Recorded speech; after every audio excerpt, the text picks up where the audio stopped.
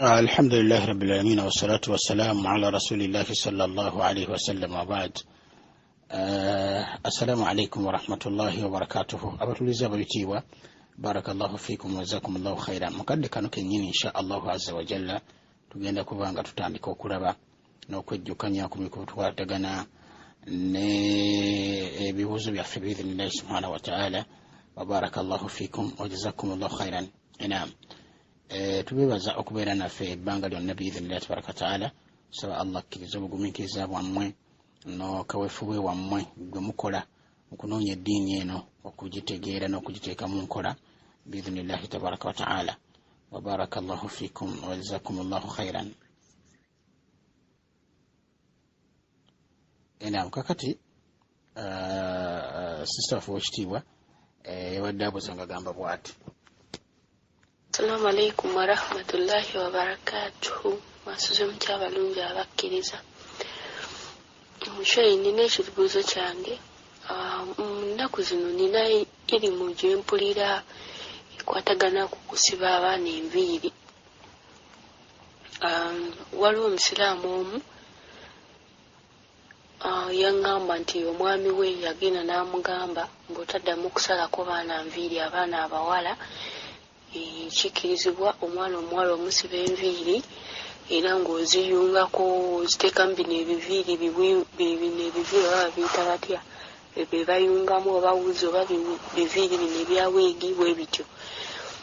Kati mbu simanyi mbu bawe yamugamba mbu baasoma eyo ku masigidi emu mu ttawuni gye sijja kwogera, ne babagamba mbu kiri haramu okusalako omwana omuwala enviiri era abaana abawala tebateekeddwa okubeera nga basalibwako enviiri era bakkirizibwa okubeera nga zisibwa baziyungamu ebbanga lyamala nga tannaba kubeera nga azza omukono gwe emabega, yani okubeera nga agenda mu piriyodi. Sheyi kituufu kiriko obujulizi kubanga nze mu bwongo bwange nze namugambye kisaana okusooka okubeera okwongera okukisoma, naye ye mukyala n'omusiraamu alhamdulillah, mukyala musiraamu kuba yali omu ku bakyala abaali batusomesa ku masigidi eyo gye twali tuwangalira eyo ekawempe. Naye neewuunyiza kuba nze yampeerezaako ne ku mwana we ng'amusibye ebyo bisimanyi bino bipeeso ng'ayunzeemu ebyo biwiivu. Sheyi ekintu ekyo kiri kitya era kituufu si kituufu? Ekiba kituufu kiriko obujulizi.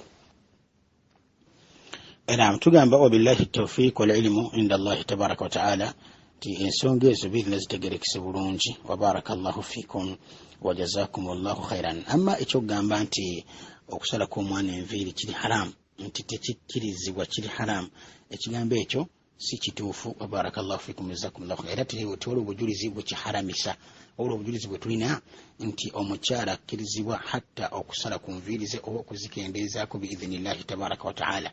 wa barakallahu fikum wa jazakumullahu khairan. Katusokere ddala ku mukyala yennyini. Abaffe omukyala akkirizibwa okukendeeza ku nviiri ze oba okusala ku nviiri ze. wa barakallahu fikum wa jazakumullahu khairan. Tugamba nti ba ahlul ilmi abamanyi mwana wattu mu kwogera ku nsonga y'okubeera nga omukyala takkiriza okusala ku nviiri ze baleeta ensonga zaabwe mu mbeera zino wammanga.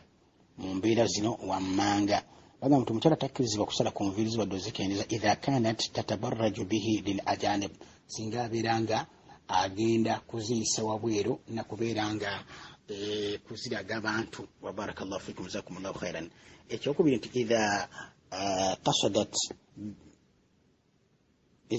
kasadat atashabbuha bilkafirat au alfasiqat, singa abagendereramu mu kuzitereeza oba mu kuzisala mu ngeri ey'enjawulo ng'agendereramu kubeera nga nga yeefaanaanyiriza bakafiri, abakyala bakafiri oba abakyala aboononefu, abo batakkirizibwa kuzikwatako.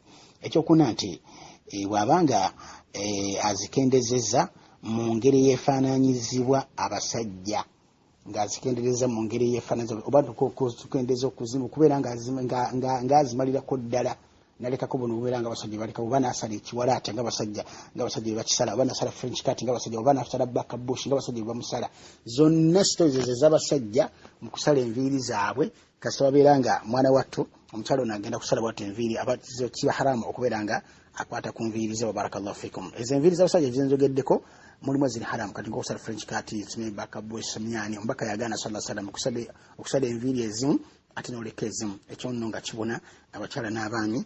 Barakallahu fikum jazakumullahu khairan. Nimubira mwezikkirizibwa kati ng'okendeezaako omwami ng'akendeeza enviiri ze oba n'asala buno bayita bujjento buno bumera nasala enviiri zonna n'azimalako era tekigaana ku musajja bidha naye omukyala bwabanga asize mu ngeri eyo nga kwefaananiza basajja era beera takkirizibwa.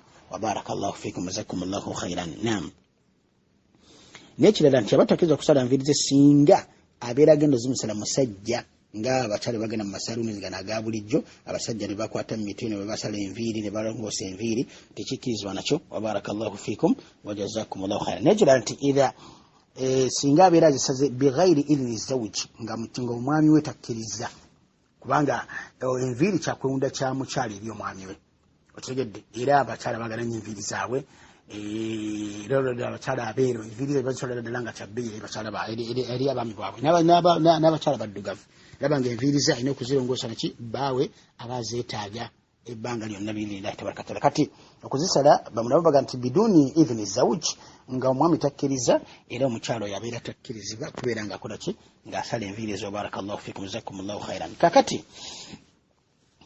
agamba nti wa mujibatu tahrim fi hadhihi alhalat dhahiratun la ishkala fiha nti bireetera obwa haramu bw'omukyalo kubeera nga akendeeza ku nviiri zo basala enviiri ze mu mbeera ezo zitero waggulu agamba nti kirabika era kiri waadihi bulungi nnyo. Barakallahu fikum jazakumullahu khairan.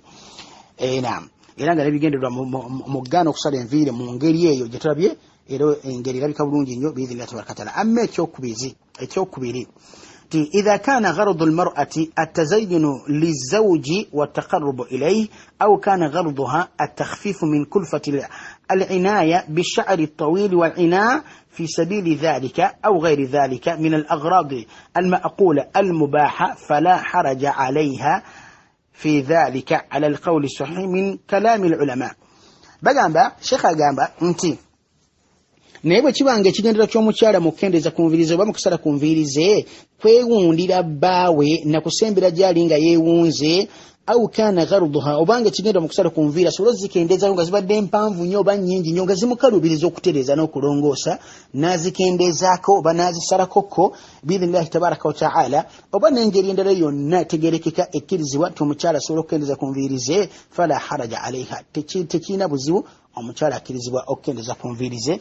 Wa barakallahu fikum jazakumullahu khairan. Ayo nno nga kyekigambo kituufu bigambo by'ababulama ku nsonga eyo biidhnillahi tabaraka wa taala lianna al asla fi l aadat al ibaha kulwokubanga ensibuko y'ebintu embeera zituwangalamu kati nti oba okusala enviiri oba okukendeeza ku nviiri aadat embeera zituwangalamu si ibada nti ibada eri wabula nti aadat mbeera zituwangalamu ate nga ensibuko y'embeera zituwangalamu bwe zityo al ibaha ziba zikkirizibwa hatta yaridu dalilun ala tahrim okutuusa tufuna obujulizi obugaana ensonga eyo. Walaysa fi shari'ati ma yadullu ala alman'i min qasdi sha'ri almar'a tewaliwo obujulizi mu busiraamu bwonna bulaga bugaana mukyala kendeeza ku nviiri ze.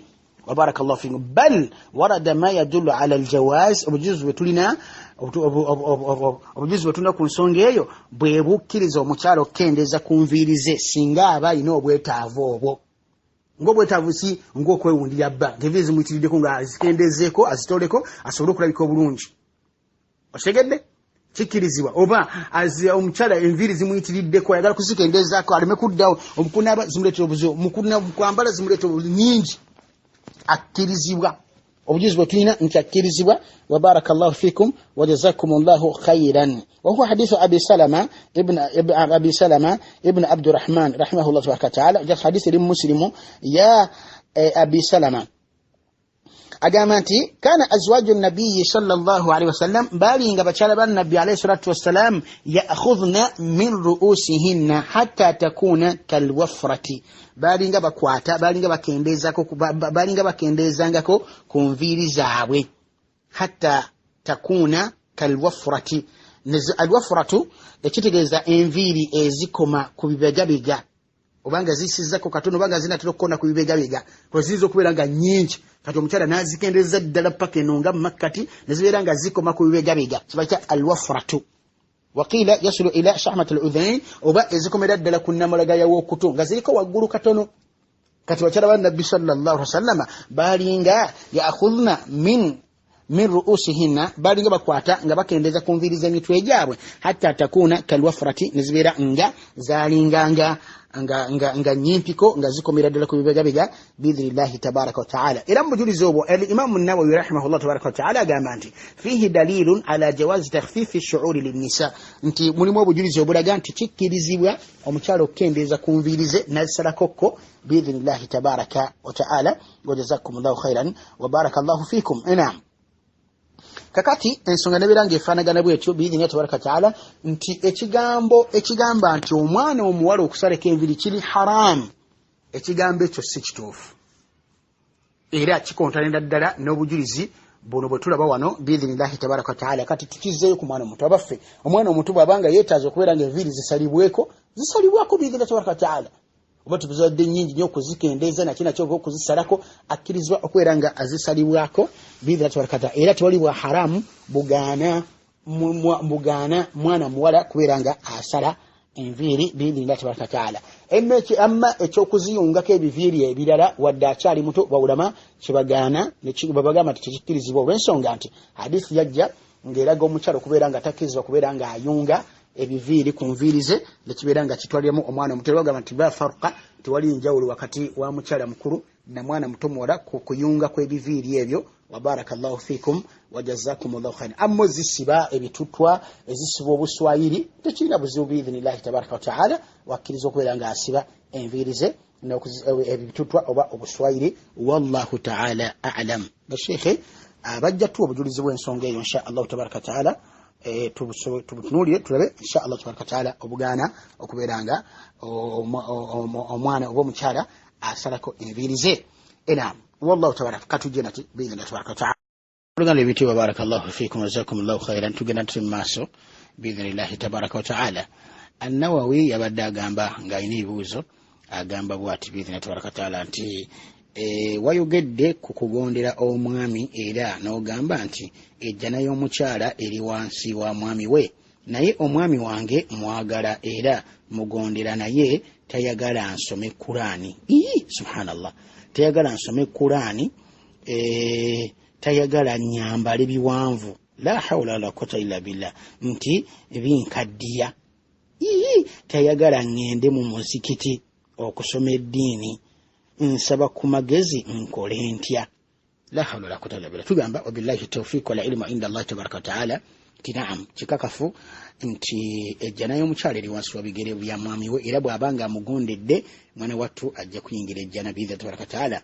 nga bwe twalaba ensonga z'omukyala nyangu nnyo biidhnillahi tabaraka wa taala, nga bwe twalaba hadisi y'omubaka sallallahu alaihi wasallam egamba nti singa omukyala asaala essola ze 5 n'asiba omwezi gwe ogwa Ramadani, okitegedde, n'agondera bbaawe ne yeekuuma, agenda gamba yawma al-qiyama nti yingira mu miryango gy'ejjana egyo 8 gonna gwe yagadde biidhnillahi tabaraka wa taala. hadithi nga ntuufu okuva ku mbaka sallallahu alaihi wasallam. naye bwe tugamba nti omukyala okugondera omwami, tetutegeeza nti mu buli kimu kyonna, hatta n'okubeera nti omwami byajeemeramu Allah tabaraka wa taala oba byalagiramu omukyala we okujeemera Allah tabaraka wa taala. okitegedde, kati ogala omukyala okunoonya ilmu kiba kibi, ate nga omubaka sallallahu alaihi wasallam atugamba nti okunoonya ilmu kyatteeka. talabul ilmi fariidatun ala kulli muslimin, okunoonya ilmu kyatteeka ku buli musiraamu yenna, sawa'an kana rajulan aw imra'a, si nsonga mukyala si nsonga mwami, kimukakatako okunoonya ilmu okumanya Allah tabaraka wa taala. kati omukyala okusoma Qur'ani naye owunya okubeera nti ogaana omukyala okusoma Qur'ani y'ekitiibwa. oli musajja nabaki, oli musiraamu nabaki, era weesize ki, era oli biki, nti omukyala atasobola okusoma Qur'ani Karim ayina wasoma alhamdulillah afunye furusa, nti ate omugaana okusoma Qur'ani Karim gw'omusomesa oba amuno ogala nti toyagala na kwambala biwanvu. ate no abasiraamu temulina kwambala biwanvu, nti oyambale sikati mpanvu oba kateteeyi akawanvu mwabasilamu abakyala mulina kwambala jilbab yudinina alaihinna min jalabibihinna jilbab okuviira ddala waggulu paka wansi kati mukyala wo toyagala ayambale tayagala hijabu obo si wadda youth obo si wa sekibotte sebo bw'olina gwe atayagala mukyala wo kwambala hijabu oyagala atambule bukunya mu biteeteeyi buli omwalabe obwadda youth okulagajjalira omukyala kati omugaana okwambala ebiwanvu la hawla wala quwwata illa billah gwe kennyini gw'omugaana ate kale ate no kyandibaddeko nti mukyala wange tayagala kwambala nguze hijabu muzimazeeyo nguze jalabibi nzimazeeyo omukyala tayagala kuzamba naye ate gw'ogaana omukyala ate okwambala ngo Allah bwe yamulagira okwambala tabaraka wa ta'ala wala hawla wala quwwata illa billah era gw'omugala n'okugenda ku muzikiti kale muziki kale tuiza kitunulya nti abakyala tebakatibwa kugenda mu muzikiti abakyala tebakatibwa kugenda era essola zaabwe zisinga biidhinillahi tabaraka wa ta'ala essola zaabwe zisinga okubeera nti nnungi ddala zeewaabwe mu mayumba gaabwe mu bisenge byabwe zisole zisinga obulungi naye tukiwa nti furusa weeri abakyala bagenda ne basoma oba ku masjidi ngaawo ne basoma yahu baleka omuleka n'agenda n'asoma biidhinillahi tabaraka wa ta'ala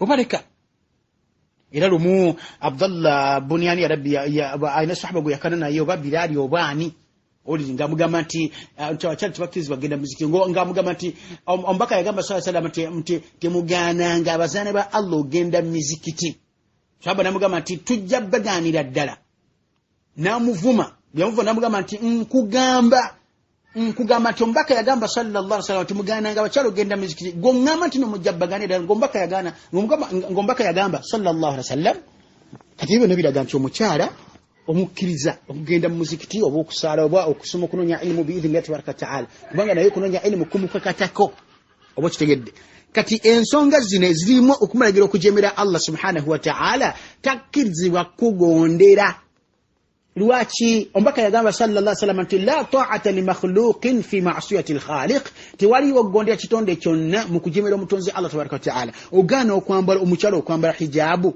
nga hijabu Allah yagiragira agondere gwe oba agondere Allah tabaraka ta'ala kati talina kugondera aina kujemera nembalaga Allah bwe yagamba tabaraka ta'ala n'olwensonga eyo basajja mmwe bannange mutye Allah subhanahu wa ta'ala mutekeeyo nnyo mutekeeyo mutufu omulaka mukuligiza bakyala eddiini n'okubagaliza obulungi kati nkole ntya omwami oyo tomugondera mugambe nti Allah azza jalla yandegera okwambala hijabu sijja kugondera osegedde era ensonga eyo mwana wattu ereetera ddala n'okwawukanira ddala wakati w'abafumba ababiri osegedde ng'omwami atandise okuyingiramu obwononefu n'okulagira omukyala obwononefu mubuulirire tegeeza basheekhe tegeeza abantu abamusingako ewaabwe babeere nga bamubuulirira ategeere obusiraamu wabarakallahu fikum wajazakumullahu khairan amma okwamba ti kasabba wange nankani batogera okugonda kanyambala ebiteeteeyi tabyagala la eyo eddiini yo ya Allah kyakulagira tabaraka wa ta'ala omugonderamu ebyo byokka byagonderamu Allah ow'ekitiibwa tabaraka wa ta'ala akikubiri agamba nti eddiini etulagira okulabirira abazadde baffe naye kati nina famire eyange ate nga akasente kenkola tekamala tekamala nga nze omusajja kati singa kaba kamala famire emu nkulembezaani famire yange omukyala n'abaana oba bazadde bange tugamba wabillahi tawfiq wal ilmu inda Allahi tabaraka wa ta'ala tiensonga eyo nga zimukko biidhinillahi tabaraka wa ta'ala era nga yeetaga okunnyonnyolako mbugazi mpola mpola biidhinillahi tabaraka wa ta'ala kima bulungi nnyo nti omwami akakatibwako okulabirira abantu be mukyala we n'abaana be era akakatibwako okulabirira bakadde be singa babeera beetaavu okubalabirira amasinga babeera nga bakadde be bagagga alhamdulillah beetuusaako buli kyetaago kyonna kiba kati tekimukakatako okubeera nga balabirira sigamba nti butababirabira butabayambu bwaki wabula nti kiba tekimukakatako ogamba nti kiri wajibun alaihi singa babeera nga kugamba balina okujja nga babadde tebalina awo kiba kimukakatako okubeera nga abalabirira biidhinillahi tabaraka taala. Naye kati ensongezze nti abaffe nsoosaani ndekaani, omukyala n'abaana n'abazadde bange, wabarakallahu fikum jazakumullahu khairan, ate akasente kennina ka famire emu. Tugamba wabillahi tawfiq wal ilmu inda Allah tabaraka taala nti bw'oba ogezaako ng'osobola okukatematema katemeteme saidi zonna ziberenga zifuna biidha tabaraka taala. Abeeka mukyala n'abaana baberenga bafunye kyobalabize nakyo, naye nga bw'olina okusooka nga betugenda okiraba biidha tabaraka taala, then ekyo kisigaddewo nobeeranga olabirako n'abakadde biidhinillahi tabaraka wa taala. Wabarakallahu fikum wa jazakumullahu khairan. Naam, kakati nti singa embeera zibeera zifaragana bwe zityo, oyina kusoosa bantu b'owangala nabo ewaka b'olina mukyalawo n'abaana, bwe kibanga akasente katini bw'oba olina okubeera ng'osooka, then bwe kaba kasigaddewo n'osooka olaba abantu abalala nga bakadde bo ne baganda bo, abantu ba famire yo biidhinillahi tabaraka wa taala. Wa jazakumullahu khairan wa barakallahu fikum. Inaam, kakati ku nsonga eyo yennyini wa barakallahu fikum wa jazakumullahu khairan, omubaka sallallahu alaihi wasallam hadithi eri Muslimu, hadithi ya Jabir ti anna rasulullahi sallallahu alaihi wasallam, mazima omubaka yagamba sallallahu alaihi wasallam nti ibda binafsika fatasaddaq alaiha, wetandikireko gwe kennyini wesaddakireko. Otegedde, fa in fadala shay'un, bw'oba wasigaddewo ng'okozesezzaako ne wasigalawo, fali ahlika, kale kati zaaka abantu bo. Fa in fadala an ahlika shay'un, bwe ziba nga sente zisigaddewo, bintu bisigaddewo ku bantu bo, falidhi qarabatika, kati osaka tunulira abantu ba famire yo, nga n'abantu ba famire yo abasookera ddala ye maama ne taata biidhinillahi tabaraka taala, oluvannyuma n'olaba abantu abalala. Wabarakallahu fikum wa jazakumullahu khairan. Ne hadithi ya Abi Hurairata radiyallahu anhu agamba nti qala rasulullahi sallallahu alaihi wasallam, ombaka yagamba sallallahu alaihi wasallam, tasaddaqu musaddake. Faqala rajulun, musajja nagamba nti ya Rasulullah indi dinarun, bwemba nina dinaari emu, ombaka namugamba tasaddaq bihi ala nafsika, gwe kennyini gwoba ogikozesa, gwoba ojewa ogikozese. Agamba omusajja agamba nti indi akhar, nina endala.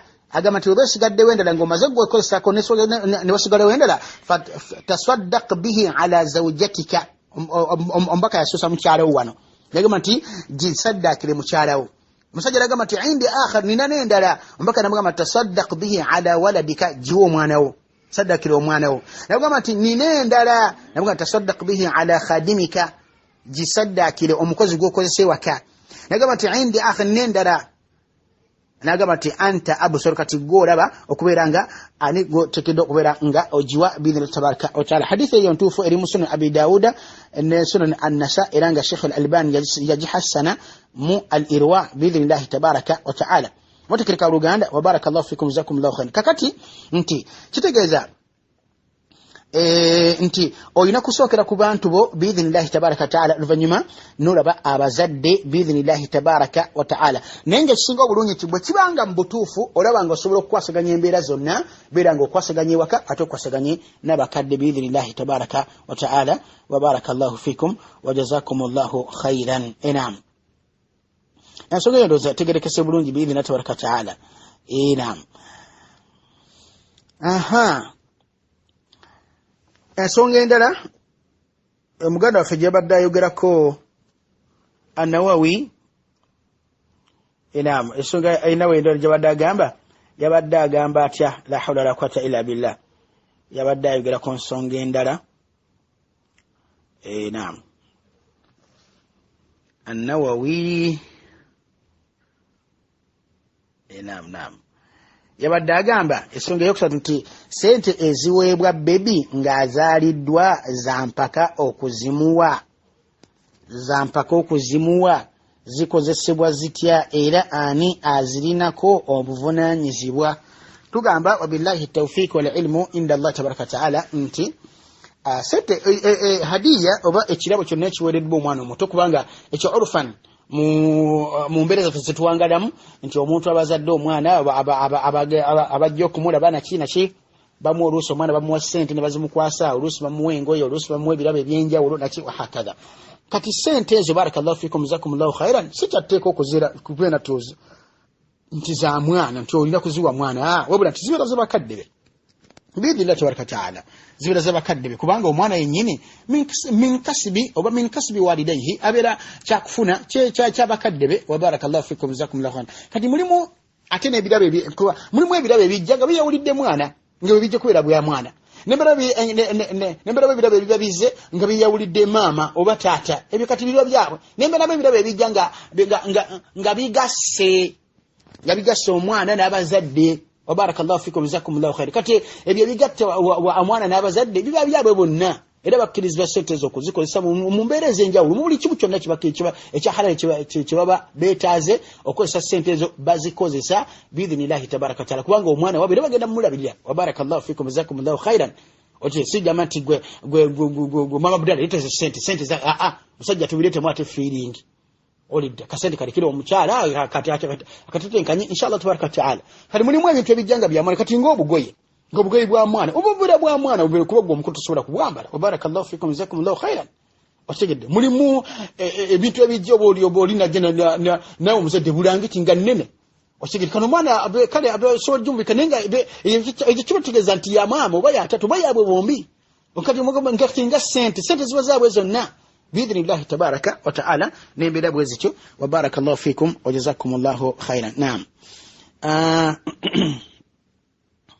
agamba sister Amina Abubakari agamba nti omukyala bw'aba agenda okusaala ayaziina nsaba kuntangazaamuko ku nsonga eyo tugamba wabillahi tawfiq wal ilmu inda Allah tabaraka ta'ala tesonga era twajogerako biidhina tabaraka ta'ala ey'okwazina kw'omukyala nga agenda okusaala twagamba ti abakyala tebakakutibwako okwazina era tekiri gibali mukyala essola bw'etuuka biidhinillah waddembe ogenda ku musaalo n'aleeta takbiratul ihraami n'asaala wadde nga takimye essola yebeera entuufu biidhinillah ne bw'abanga yazinye n'akima fala ba'sa bihi kuba kyalabikakoko ne mba tukulembera abakyala nti bayaziinanga naddala Aisha radhiyallahu anha yayaziinanga n'akima essola n'asaala biidhinillahi tabaraka wa ta'ala naye nga baba takikoze essola tefa wa barakallahu fikum wa jazakumullahu khairan hatta walaw nga abasajja sibe nga tebazinye nga basajja tibazinye essola nesuka ne basala basajja essola yabwe tuka naye nga bafuna omusango ogw'okuleka okwazina kubanga ddala bakitegedde nti balina okwazina babetekeddwa okubeera nga baziina biidhinillahi tabaraka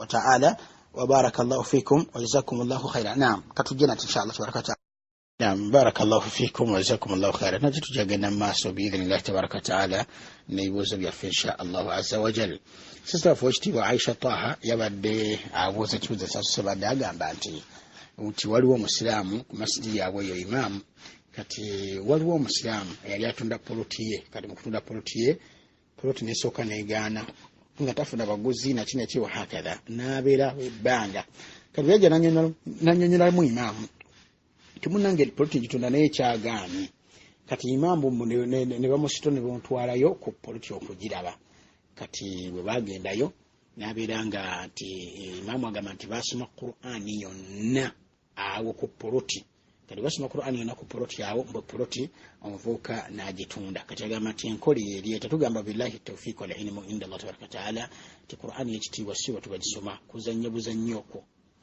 otegedde era enkola eyo teri mu busiraamu nti olina kyotunda kigaanyi nti oleete Qur'ani ogisome yonna nti ogeti nti kitambule otegedde enkola eyo si ya busiraamu era twagala bagikola batuwa obujulizi bwayo nti bwe banga ensonga yonna egaanye weegaanidde wonna otunda kyotunda kigaanye otunda emmotoka egaanye nti olina kugisomera Qur'ani yonna namba osooke ofune obwangu bw'okugitunda wa barakallahu fikum jazakumullahu khairan okusaba Allah azza jalla atagulule ebigaanyi tukimanyi bulungi nnyo era ombaka yatuyigiriza tusaba Allah tabaraka ta'ala ebyetaago byaffe byonna Allah bisumulire tabaraka ta'ala kusujudi nga tusaala nga tunaba kutola salamu ekiro abantu bebaseda nozuuka nosaba Allah kuba Allah kakugulu ebisooka buli kiro tabaraka wa ta'ala ng'obudde bunatera okutya natandika okwowoola ani ansaba muwe ani ankowoola ani ankowoola mwanukule ani ansaba omusonyiwa musonyiwe awo akaseera ako otegedde naye ogamba nti omuntu olina byolina bigaanye edduuka liganye okutambula restaurant eganye okutambula nti ogende obikole Qur'ani okuva weetandika paka weekoma nti ogisome ate ombaka yagamba sallallahu alayhi wasallam nti omuntu tasobola kutegeera Qur'ani agisomye wansi w'ennaku 3 lunaku lumu tasobola kugitegeera n'olwensonga yabooluganda bibitiibwa enkola eyo si ntuufu wa barakallahu fikum jazakumullahu khair era enkola eyo abakyagikola bali mu kuzuula mu ddiini w'ekitiibwa Allah tabaraka wa ta'ala wallahu tabaraka wa ta'ala a'lam era bakola nsobi ekola ensonga eyo era imaamu ategeezebwe nti engeri enkola gyakolamu emirimu gye system okutambuza da'wa n'osiraamu si ntuufu yakuzuula mu ddiini w'ekitiibwa Allah tabaraka wa ta'ala. Sister era agenda mu maaso Aisha Taha n'agamba nti bo ng'abaana abawala naddala ku mulimu guno ogwa leero bafunye nnyo challenges nti buli maamu yabajja okubeera nga baboogereza baba balina abakazi amakulu nti ono gwaza okwogereza agenda kubeera wakubiri oba wakusatu wahakadha biidhnillahi tabaraka wa ta'ala. Ayina agamba nti ate abavubuka babazze nga tebalina bakyala gwe gwagenda okusookerako bali mu muzannyo babazanyisa buzanyisa tebabira siriyasi ayagala olusi kutegeera butegeezi ayagala naki wahakadha atambule agende kati ate ono omwami yaba azze okubeera nga akwasa ali siriyasi ate ayina omukyalo omulala balina abakyala abalala babiri kyokka ate n'abantu nga babatiisa ogenze nokwera owokubiri ojja kulaba nakati wahakadha kalamu nasi bigava kati agamba nti batukole tutya tugamba billahi tawfiq wal ilmu inda Allah tabaraka wa ta'ala ekyokera ddala tunula omuntu azze okubeera nga akuwasa ombaka yatugamba sallallahu alaihi wasallam kutumibira ombaka yatugamba nti idha ja'akum man tardawna dinahu wa khuluquhu fazawwijuhu yenajja gye muli nga musajja munnaddiini musajja mwesimbu ayina empisa fazawwijuhu mumufumbize oli wadde ayina abakyala babiri mumufumbize wadde ayina omukyala mumufumbize ebbanga lyamala nga ayina obusobozi obugenda obbayimirizaawo kuba Allah yatugamba tabaraka taala nti fankihu ma taba lakum min annisa mathna wa thulatha wa ruba muwasemu abo ababeera babayungiyidde ababalabikidde obulungi mu bakyala babiri basatu oba bana bomba mutidde nga temugenda kwenkanya wakati waabwe fawahidatan au ma malakat aymanukum muwase omu fawahidatun au ma malakat aymanukum kale mubeere n'omu n'abo mpozi emikono gyammwe ejjaddo gye byafuga nga ategeeza abawambe Allah tabaraka wa ta'ala. N'olwensonga eyo tugamba nti obu yenna abeera azze ng'ali siriyasi biidhnillahi tabaraka wa ta'ala nga mulabbwemu eddiini wadde ayina abakyala babiri wadde ayina abakyala basatu nga ddala akakasidde nti omuntu wammwe agenda mulabirira bamaze okwogerezeganya basiimaganye yaakhi mbaleke bafumbiriganwe biidhnillahi tabaraka wa ta'ala. Embeera y'olwaliro nzibu nnyo bannange obufumbo bw'ennaku zino tebukyalabika tusaba Allah subhanahu wa ta'ala atutaase mu abafumbo mukuume wallahi obufumbo bwammwe abafumbo mukuume obufumbo wallahi tebukyalabika ojja kusanyira mu bufumbo ogende obugyewo obumalewo ogende ofune okufa nga todaba kuddamu kubufuna bufumbo ennaku zino emitu bikaaye bwenna okwate ku ibada y'obufumbo gikwate nga ogyegendereza biidhnillahi tabaraka wa ta'ala gwe omukyala wegendereza ennyo omwami wo mukuume obufumbo bwammwe mutuse mu maaso ga Allah nga wawagala naawe omwami wegendereze mukyala wo mukuume obufumbo bwammwe biidhnillahi tabaraka wa ta'ala.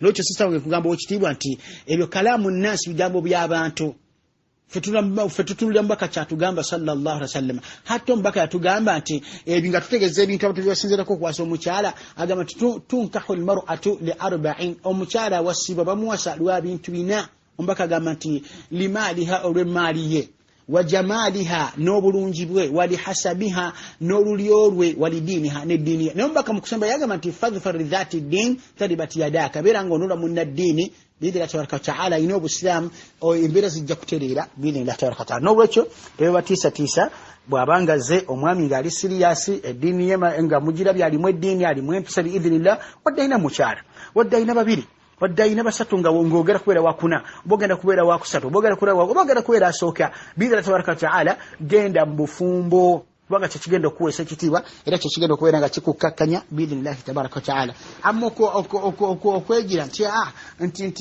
ngenda kubeera namba 2 nti ng'obeera waawo ngenda kubeera namba 3 nti ng'obeera ddawo ogenda kulaba ng'okaddiwa ate abakyala mukula mangu mwegendereze abakyala mukula mangu mwegendereze biidhnillahi tabaraka wa ta'ala tebalimbalimba ne mulowooza ati nemugenda kusigala nga mukyali bawala ebbanga olwo lyokuyitako nga tunaba kufumbira togeze mu bufumbo oba oyongerako kamuwendo. Wabarakallahu fikum wa jazakumullahu khairan wallahu a'lam. Sumaya Hassan ndoza wadde agamba bw'atyo. Assalamu alaykum wa rahmatullahi wa barakatuh. Mwasize mtenno ab'ebitiibwa abaami n'abakyala soka n'okwetonda yesterday akantu akayise it was intentionally kubanga unintentionally nagenza okutuuka nga ndaba ndowooza abaana be babiweereza naye ate saaso sinakifaako nti nina omusango gwe nnakozesa kirabye naye I realize it very late naye nsaba kunsonyiwa. Mbadde nina amanya mpitibwa Sumaya Hassan nina ebibuuzo nga bina nsaba ekitiibwa Allah tusobozese. Ekibuuzo ekisooka,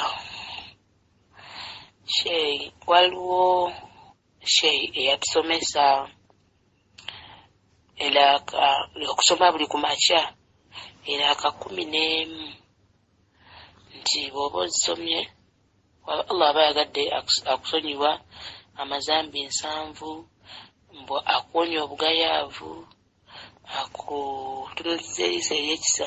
Kyo mbadde nsaba kumanya oba ezo aya 11 yagamba osoma suratul Fatiha aya 7, n'osoma ayatul kursiyu eyo ya 8, tinosoma aya esembayo 2 mu suratul Bakara ezo 10, n'osoma ne aya 18 mu suratul Imran. Kakati mbadde nsaba kumanya sheyi ekyo kiriko obujulizi, kubanga remember sitwasobola mubuuza oba hadithi naye nga yagamba hadithi agirina naye obudde bwali tebumala. Kati nsaba kumanya sheyi oba kiri bid'a oba ddala kituufu hadithi gyeri nga ntuufu. Ekibuuzo ekyokubiri sheyi. Kakati barakallahu fikum jazakumullahu khairan. Hawa Sumaya Hasani, ensonga ekibuuzo kino kisitegedde bulungi. Ogambye nti yabasomesa nti buli ku makya osoma raka 11. Okitegedde yagamba osaala eraka 11 ng'osomeramu essuula ezo zoyogeddeko oba okitegedde. Okibanga bukyekyo nga bwentu mwekitegedde nti buli ku makya osaala eraka 11 n'osomeramu essuula ezo. Ogambye soma ayatul kursi, n'osoma aya 2 esembayo mu suratul Bakara, ne aya 18 mu suratul Imran, ne suratul Fatiha naki hakadha. Ojja kuddamu nnambulula ensonga eyo. Naye nabagamba nti buli omuli obulungi bwonna nga buli mu mirundi.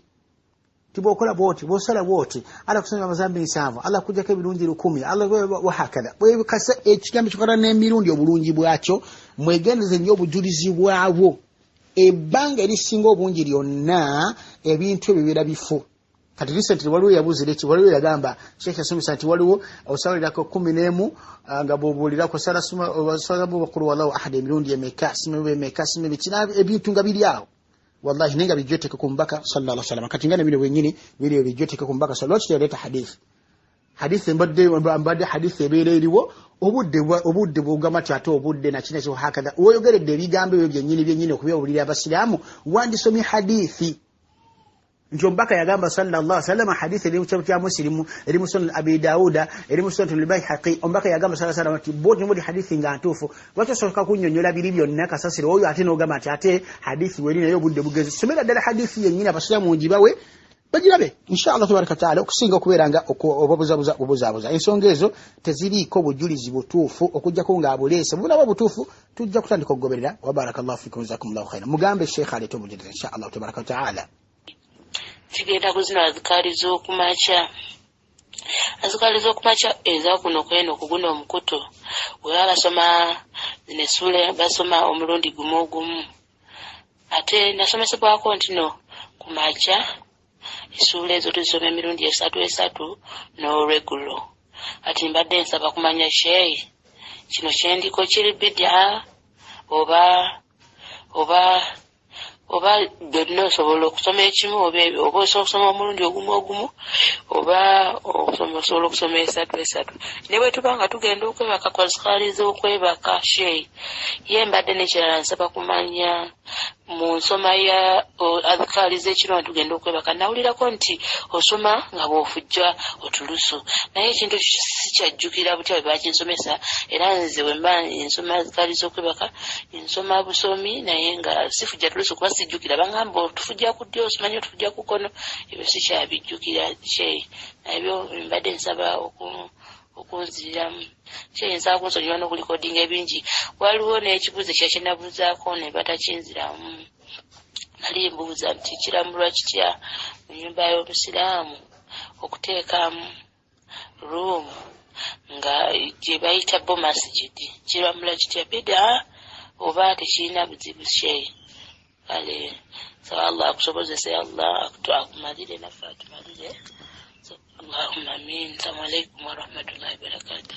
Wa alaikum assalam wa rahmatullahi wa barakatuh. Tugamba billahi tawfiq wal ilma inda Allah subhanahu wa ta'ala nti adhikari ezikwatagana ne kumachana akawongezi twaziraba biidhni tabaraka taala era nga kuzimu kwa adhikari zikwandiro regulo zezimu zitusoma baada salawati biidhnillahi tabaraka wa taala kati nga essula ez'essatu nga ayatul kursi wa hakadha biidhni tabaraka taala. Kati essula ezo tuzisoma twagamba nti tuzisoma buluvanyuma lwa sala omulundi gumugumu wabula oluvanyuma lwa fajiri ne magaribi tuzisoma emirundi esatu rombaka bwatu yazisomanga sallallahu alaihi wasallam era batu yazigiriza nti buluvanyuma lwa fajiri ne magaribi sura ezo naddala suratu al-ikhlas ne suratu al-falaq ne suratu an-nas tuzisoma emirundi esatu buluvanyuma lwa salatu ya subuhi ne sura ya magaribi biidhnillahi tabaraka.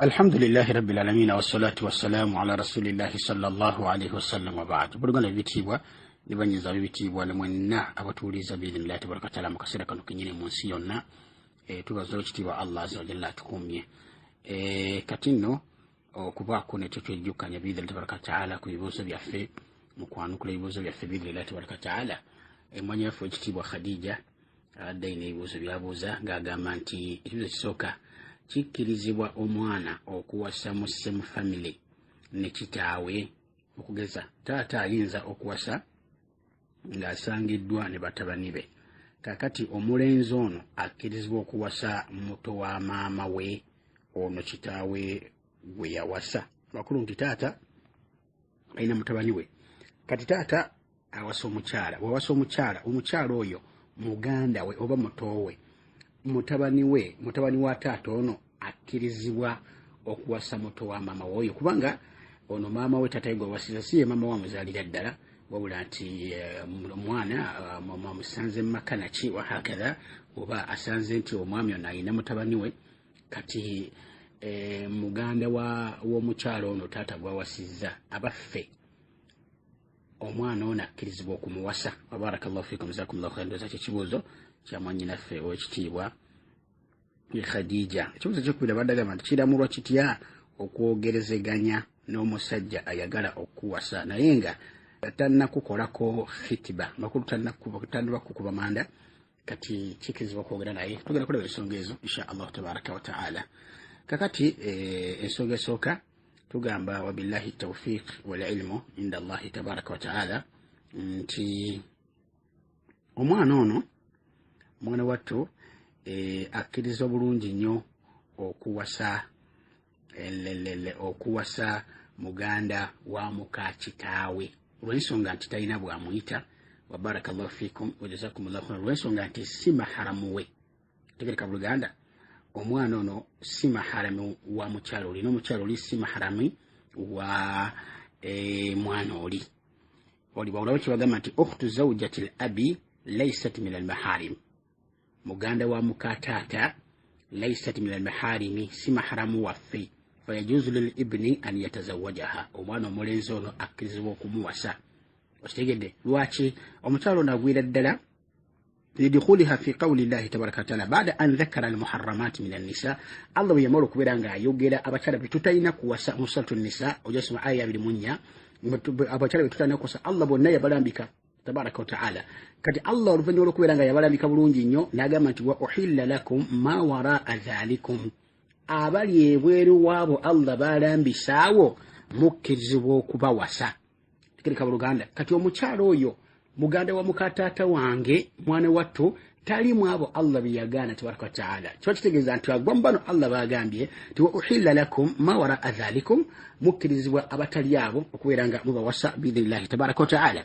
Era la yahillu lil ibni an yara ukhta zawjati abihi wala ummiha tekikkirizibwa mwana mulenzi ono kweyawula oba kulaba muganda wa muka kitaawe kubanga laysat min al-maharim si maharamu we takkirizibwa kumulaba takkirizibwa kumukwata mu ngalo takkirizibwa kweyawula naye hatta n'ennyina wa muka kitaawe wa barakallahu fikum jazakumullahu khair lwaki li annahu yahillu lahu nikahahuma kulokubanga akkirizibwa okubawasa laysat min al-maharimi mwana wattu barakallahu fikum abantu abo tebamuzira kuwasa ekyo kyafulumizibwa olukiiko olukulu olunene olwa Saudi Arabia olukiiko olusinga okuba bwekitiibwa mu nsi yonna biidhnillahi tabaraka wataala. Waqalu aidan era ne bagamba bawulama nti yajuzu lil ibni an yatazawaja ukhta zawjati abihi idha lam takun ukhtun إذا لم تكن أخت أمه لأن الأصل الجواز لأن الأصل الجواز ولم يوجد مانع يوجب العدول عنه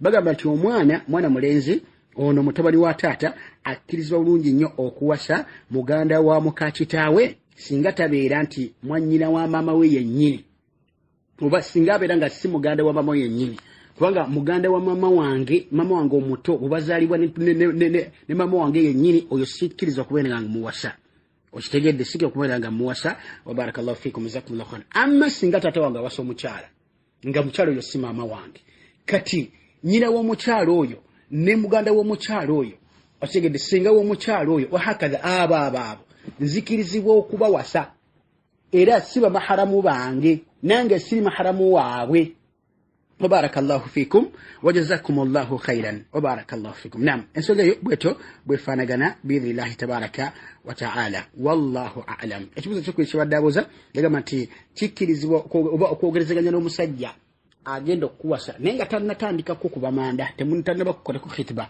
bobula nti akiza okwogera nawe tugamba billahi tawfiq wal ilmu inda Allah tabaraka taala tibulimu okugazibwa ku nsonga eyo ayinza okubanga agenda kutandika butandisi okwogera naawe naye nga tannaba kukuba manda kubanga ategese kwogera nawe kati njogera eyo ey'okukusaba okwagala okukuba amanda oba ey'okubaako nti oba afunye omuntu ogwayogera naye nga ayagala kwogerako naawe nateeka okwogerako naawe biidha tabaraka taala ensonga eyo tegaana bw'abanga ateekateekako kuba manda wadde nga tannaba kutandika eddala okuba wabula nti nyengeri omuntu gy'onaatandika ensonga zino ziraba otya mbadde ensaba bwenti ne bwenti nakinaki hakaza biidhnillahi tabaraka wa taala kati khitba weeyingirira okutukwira buzo mpozi nga ayagala byakukwana bya bwenzi bintu bitategerekeka abo batakkirizibwa era naye tokkirizibwa kubeera ng'omuwuliriza wabarakallahu fikum jazakumullahu khairan naye bw'aba azze nga azze mu butongole oba atomedde ggwe oba atomedde obamu ku bantu bo biidhnillahi tabaraka wa taala ku nsonga ezo tekigaana insha allahu tabaraka wa taala wallahu tabaraka wa taala a'lam enam kakati ensonga ezo zazitegerekese bulungi nnyo biidhnillahi subhanahu wa ta'ala ila nsaba zitegerekeke bulungi biidhnillahi subhanahu wa ta'ala naam sista waffe omulala Halima Gayi ndowooza yabadde anayayina ebibuuzo byabuuza Halima Gayi yabadde abuuza nga gamba nti singa mbeera nga ŋŋenda kusaala nenkima esswala naye nemmala nenjogera ekintu ekitali takbiratul ihraami bwe nsaala nga sizzeemu kukima swala eswala yange ebeera ntereevu bulungi wabarakallahu fikum wajazakumullahu khairan ekibuuzo kyokubiri kyabadde abuuza agamba nti singa omusiraamu andyaza amaanya ne muleka nenfuna omukafiiri ankolera emirimu nfuna omusango olw'okuleka omusiraamu omulyake katugamba billahi tawfiiki wal ilmu inda Allahi tabaraka wa taala ku kibuuzo kyosookeddeko ddala nti abaffe oyinza okuba ng'omaze okukima esswala naye nga tonnaba kuleeta takbiratul ihraami n'obaako byoyogera oba n'obyako byomaliriza wabarakallahu fikum jazakumullahu khairan abaffe bw'oba obimaliriza oddamu n'okima esswala tugamba billahi tawfiq wal ilmu inda Allah tabaraka taala tisinga obaako ne ng'omaze okukima esswala weteekateeka okuleeta takbiratul ihraami kale n'obaako n'ebintu ebikutawanyizaamu obanga ng'okutereeza omwana obanga ng'okugulira gundi obanga okugamba gundi ave waali ayinza otikwako obuzibu obanga nga bwe bityo ebizzeewo nga bizze fujatan nga bizzeewo awo ng'obadde tobisuubira n'oyogera oba n'ovaako naki bw'oba ozzeemu biidhnillahi tabaraka taala okubeera nga otegeera bulungi nnyo nga byokola biwedde toddamu kukima swala wabula nti ogenda bugenzi mu maaso nakuleeta takbiratul ihram nakusaala swala biidhnillahi tabaraka wa taala ombaka sallallahu alaihi wasallam alumu yali agenda kusaaza ng'amaze okukima esswala nga tannaba kuleeta takbiratul ihram najjukira nti ayina okunaaba okumukakatako sallallahu alaihi wasallam era nabagamba nti makanakum musigale we muli nga bamaze okukima esswala nabagamba nti makanakum musigale we muli ombaka n'afuluma sallallahu alaihi wasallam bwe yafuluma alayhi salatu wassalam nakomawo era nakomawo nga amaze okunaaba era hadithi egamba nti wa ra'suhu yakturu ma'an nga n'omutwe gwe gutonnya amazzi ng'amaze okunaaba alayhi salatu wassalam najja bwe yagenda bugenzi mimbali n'aleeta takbiratul ihrami n'abasaaza sallallahu alaihi wasallam tebaddamu kukima swala nekitegeeza bulungi nti singa wabeera bw'ensonga yonna ezzeewo fujiatan ngezeewo kibwatukira esswala emaze okukimwa n'ensonga neggwawo oba muyinza okuba mwetesetese esswala emaze okukimwa omusiraamu n'agwa oba nafuna obuzibu naki kati ng'asaana okubaako n'engeri gyateekebwateekebwa then musooke musaale musiraamu oyo ateekebwateekebwa abamu ne bamutwala mu ddwaliro nakyo wahakadha kati mmwe temuddemu ate kukima esswala kubibaddewo ebyogerebwa bannange naki wahakadha biidhnillahi tabaraka wataala byonna ebiba biguddewo tebina kyebikosa kukukima kuli swala biidhnillahi esswala ebeera yakimiddwa dda biidhnillahi tabaraka wataala ensonga eyo teyina buzibu era esswala yo ebeera ntereevu bulungi nnyo biidhnillahi tabaraka wataala era toddamu kukima swala wabarakallahu fikum wajazakumullahu khairan poza ekibuzo kyekku ekyogambye tisinga obeera n'omusiraamu ng'omukozesa naye nga mulyazamaani akubba tayagala kumubala kugamba nga tomutegeera nga tategeerekeka mu ngeri gyakolamu emirimu mwebali nga basiraamu wallahi naye nga balisiza bannabo akakanja mirimu gyabwe olidde nga baba bye n'okola mu bizinesi zaabwe ng'ebya bannabe babisudde kati omuntu oyo bwatu teyeetaaga kwesembereza afadhali bw'ofuna omukafiri nga mwesigwa mwebali abakafiri nga beesigwa bwayimikana nti abadde mukafiri naye nga mwesigwa ng'emali ya mukamaawe mwana wattu agitambuza bulungi era tukkirizibwa okukozesa abakafiri era tukkirizibwa okukolera abakafiri ebbanga tumulanga bye tubakolera tebyawukana na ddiini y'ekitiibwa Allah subhanahu wa ta'ala era nga naffe bwe tukkirizibwa okukozesa abakafiri tukkirizibwa okukozesa omukafiri mu mulimu gwo nemuteeka mu bizinensi yo nemukozesa byomukozesa ng'omusasula bulungi ng'omukozi wo biidhnillahi tabaraka wataala tolina musango gw'ofuna okweggyako omuntu bw'ati omulyazamaanyi omulyake omulimu n'oguwa omukafiri tolina musango gw'ofuna wabarakallahu fikum wajazakumullahu khaira naam tukyagenda nate mu maaso biidhnillahi tabaraka wataala mpola mpola n'ebibuuzo byaffe n'okubako kye tuyigiriza mu ddiini yaffe nga tuyita mu bibuuzo byaffe biidhnillahi tabaraka wataala kirisito waffe owekitiibwa Fatuma Adamu yabadde agamba bw'ati. Assalamu alaikum warahmatullahi wabarakatuh. Seeka kiramulwa kitya kuby'okwewunda by'omukyala tugeze nti bukomo necklace earrings kagamba by'okwewunda ng'ebyo naye nga tebiri mu gold kuba wano wendi wempangalira bagamba nti tebikkirizibwa bw'obuyambala bw'oba ogenda mu ssola olina obbijjako toyina kubisaaliramu ne bw'oba mu ssola n'ojjukira olina okugivaamu n'obijjako n'obiteeka ebbali zeeri n'olyoka okola kyosa tekikkirizibwa nti kusaala ng'oyambadde ekintu kyonna ekyokwewunda nga si kya gold pure gold kiramulwa kiti ekyo seeka nsaba kuntangazaamu. Assalamu alaikum warahmatullahi wabarakatuh. Fatuma Adam. Waalaikum salaam warahmatullahi wabarakatuh. Naam kakati barakallahu fiki zakillahu khair kibuuzo kitegese bulungi nnyo.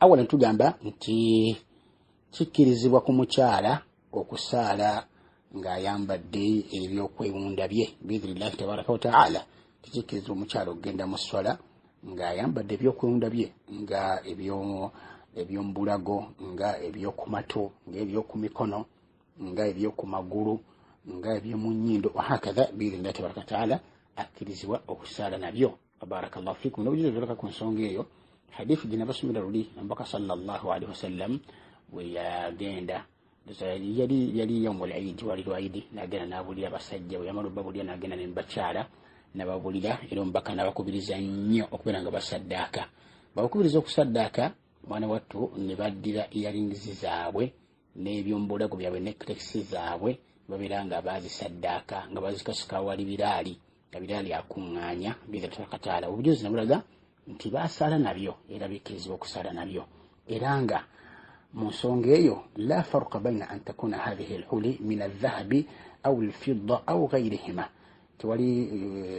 tewali sinnafuna oba tewali njawulo wakati w'okubeera nti ebyokwewunda ebyo bya goldi oba bya feeza oba byakolebwa mu bintu birala bitali goldi na feeza okitegedde tewali njawulo okubeera nti omukyala waba alina ebyokwewunda bye nga si bya goldi oba nga si bya fidda nti ate abiggyeko waba agenda okusaala wala hawla wala quwwata illa billah. Bujulizi ki obulaga ku nsonga eyo mpozi nga tufunye obujulizi ddala obwenkukunala nti ebyokwewunda by'omukyala bitali bya goldi takkirizibwa kusaala nabyo awo tujja kutunda hadithi oba obujulizi bwonna mu butuufu bwabwo budaba nga butuufu then tutandika ogoberera ensonga eyo naye haaliya nga tunaba kufuna bujulizi ku nsonga eyo omukyala asigala akyakkirizibwa biidha tabaraka taala okusaala n'ebyokwewunda bye wadde bikoleddwa mu goldi wadde bikoleddwa mu fedda wadde bikoleddwa mu madde endala yonna etali goldi oba feeza. Wabarakallahu fikum jazakumullahu khairan. Singa abantu abo nsaba wekitiibwa sisita waffe omulungi abantu abo obasabe ku bujulizi bw'ensonga eyo obagambe nti mutugaana okusaala n'ebyokwewunda nga si bya goldi bujulizi ky'obugaana omubaka yagaana sallallahu alaihi wasallam waliwo obujulizi obw'enjawulo obutugaana ensonga eyo oba. Wabarakallahu fikum jazakumullahu khairan. Tugamba nti omukyala akkirizibwa okusaala n'ebyokwewunda bye sawaan bya goldi oba si bya goldi. Wallahu ta'ala a'lam.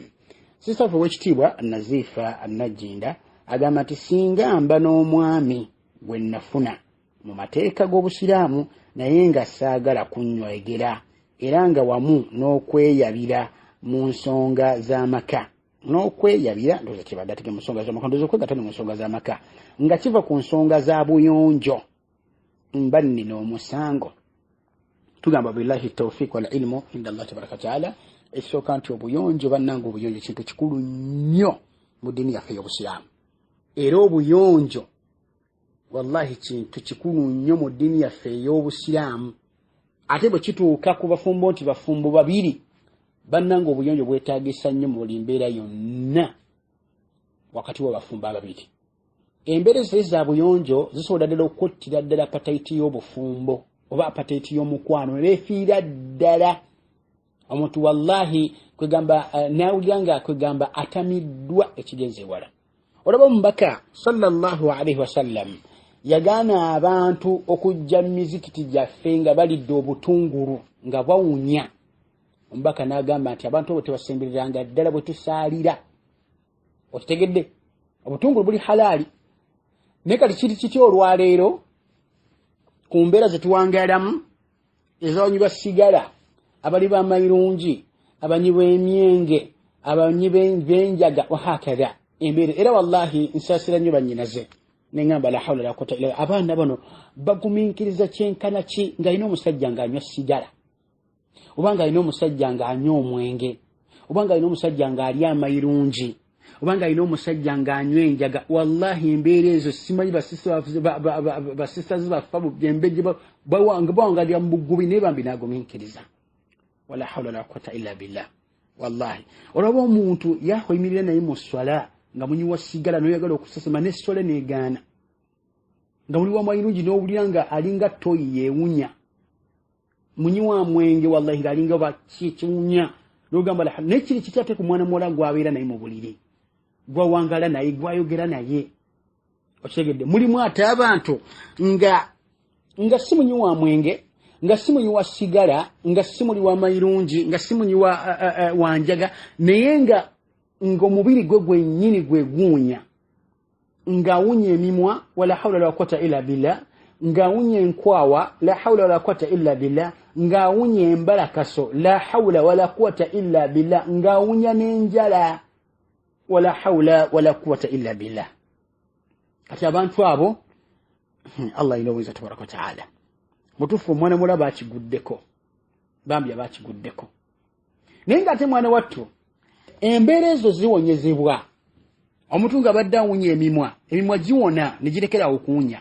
Ayinza okuba nga oluusi tasenya obanga bw'asenya tasenya bulungi obanga ne bw'asenya kale era asigala awunya naye nga eddagala bwe liri lisobola okumuwonya okuwunya emimwa nabeera nga bw'ayogera ne mukyala we embeera zitereera.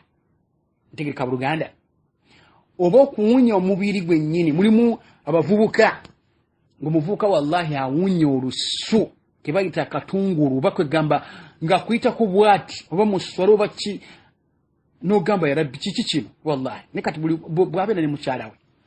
Mulimu n'abakazi wallahi nga la hawla wala quwwata illa billah ng'awunya ekigenze wala. Ate abakazi mwegendereze nnyo muwunya nnyo wallahi singa temwerongoosa. Otegedde akavubuka akaako wallahi kawunya.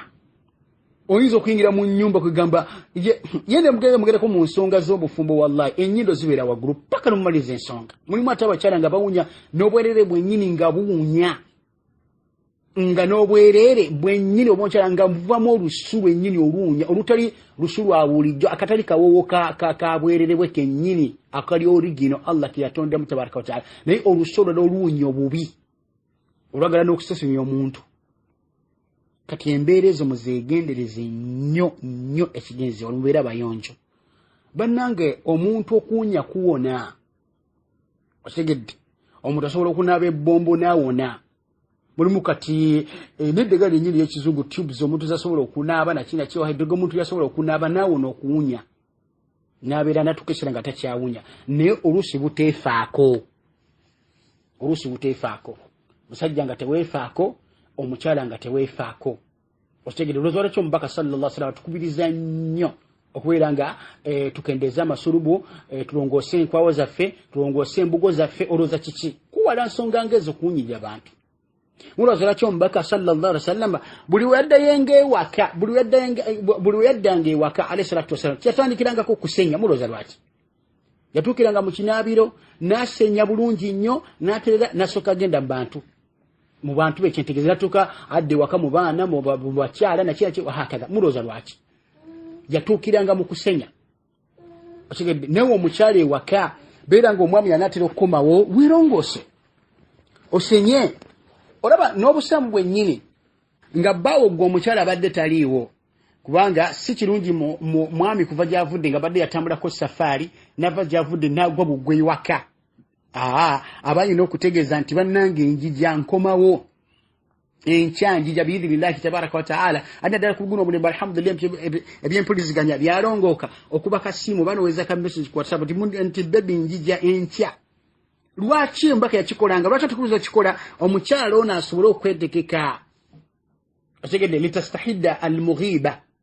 omukyala ono abadde nga bataliwo asobole okubeera nga yeetegeka yeerongoose embugo yeerongoose enkwawa asale enjala enviiri azitereze bulungi nnyo omwami alatera okudda asenya nabe bulungi nnyo n'okuterezaako ewaka omwami yasange nga wali different ko otegedde kati embeera ezo zonna bwe zito zifaanagana n'abasajja nammwe bontu bwolina okufaanagana so si kubeeraawo ate bannange abafumbo barakallahu fikum jazakumullahu khairan nze ngamba nze omuntu bw'owasa oba bw'ofumbira mulimu ebintu biweerabira ng'oliyo bikola naye nga kati wabyerabira lwaki babikolera bukolezi otegedde mukyalawo nga gw'omusala enjala naye yakusala enjala yakulongoosa embugo naye gw'omulongoosa embugo yakulongoosa enkwawa naye gw'omulongoosa enkwawa mukyalo yakusala enviiri ewaka lwaki ogenda mu saluuni nga mukyalawo waali omaisalaza okozesa omwaka ogenda mu saluuni fo kyewaduza emashini n'ebeera ewaka kati bbanga nze mmala ebbanga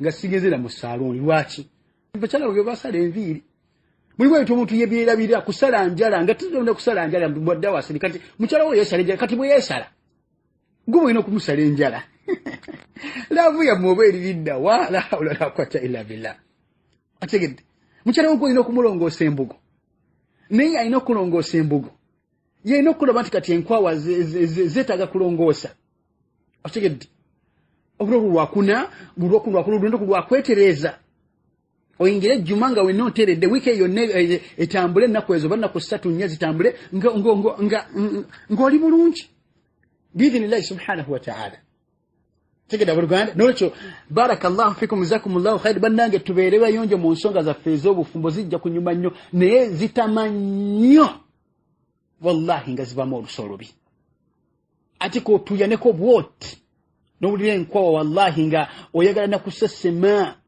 wallahi n'owulira embala kasonga wenna oyagala kusesema n'owulira emimwa ng'ayogera ng'oyagala kusesema busese kati embeera ezo zikosa sayidi ne sayidi bwe ziba mukyala la hawla la quwwata illa bwe ziba mwami la hawla la quwwata illa billah kiba kisusse bannange tubeere bayonjo ekintu kyangu nnyo beera ng'onaaba beera ng'osala enjala ate n'omulimu watagala kusala njala enjala banne tezikirizibwa kukuza wadde mukyala wadde mwami enjala tetukirizibwa kusukutu mubi ebyo byonna ebintu byolaba ebyo byonna wallahi bintu bya butonde era twatandika okusoma ku bintu by'obutonde biidhinillah obulungi bwabyo inshallah tabaraka wa taala twabitandika ku sande wedde ebintu 10 omubaka sallallahu alaihi wasallam yayogerako nti bya butonde twatandika okulaba obulungi bwabyo era nga twatandika kutayirira biidhinillah tabaraka wa taala ebyo byonna kusenya kulongosa mbugo, kulongosa nkwawa, kusala enjala, kukendeza masulubu, byonna ebyo bya butonde omuntu byalina okubeera nga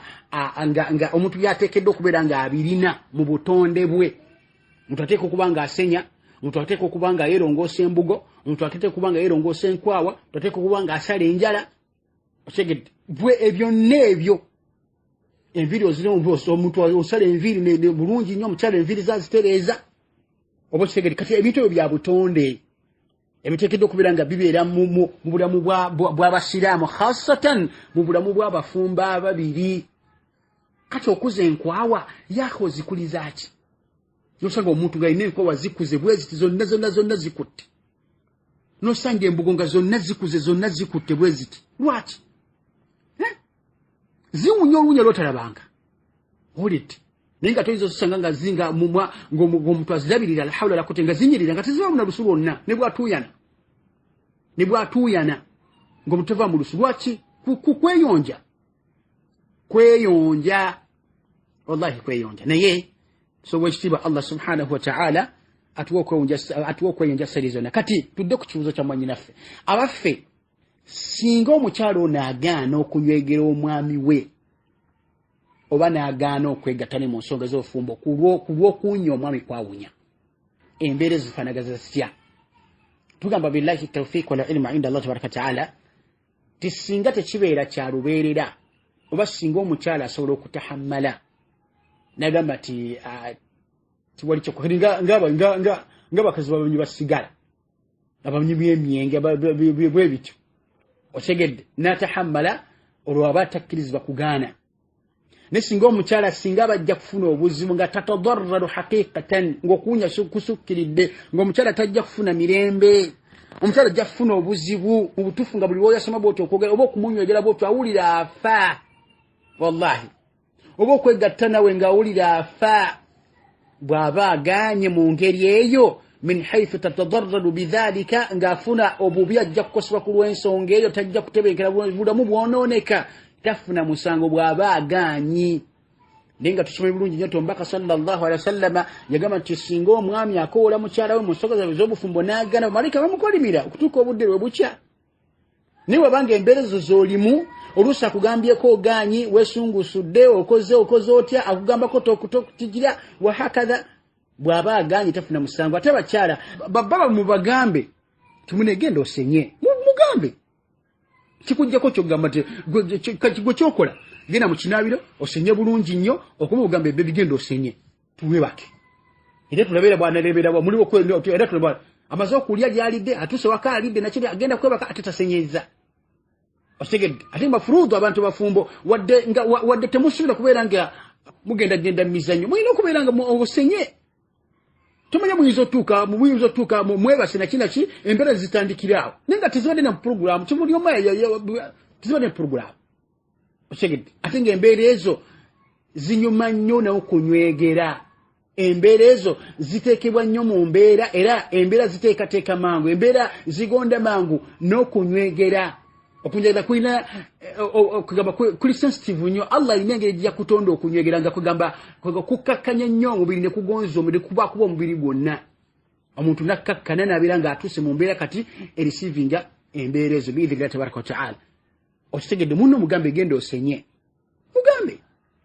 Okitegedde nawe omwami gamba mukyala wo ng'owulira ovudde okomyewo otuukire mu kirabiro nga bwe yali enkola y'Omubaka sallallahu alaihi wasallam yatuukiranga mu kusenya asenyeza, ovuddeyo osenya mugo mukyala ali awo akyagira obuli ayogera vaamu olusiga genda osenye bulungi nnyo ofune wuzu nakali kala ojje twebake biidhinillahi tabaraka wa ta'ala. Tegereka buluganda kati embeera ezo nezibeera nga bwesi bwekifaanagana. Kati omukyala singa mwana wattu anaafuna obuzibu kukuwunya ng'anaafuna obuzibu tajja kufuna mirembe, tafuna musango okugaana omunywegera oba okugaana okwegatta naawe. Longoosa embeera zo biidhinillahi tabaraka kuba nakyo kitonde kya Allah subhanahu wa ta'ala. Oba ntegereka embeera ezo bwezifaanagana. Wa barakallahu fikum, jazakumullahu khairan, wassalamu alaikum warahmatullahi wabarakatuh. Wallahu a'lam.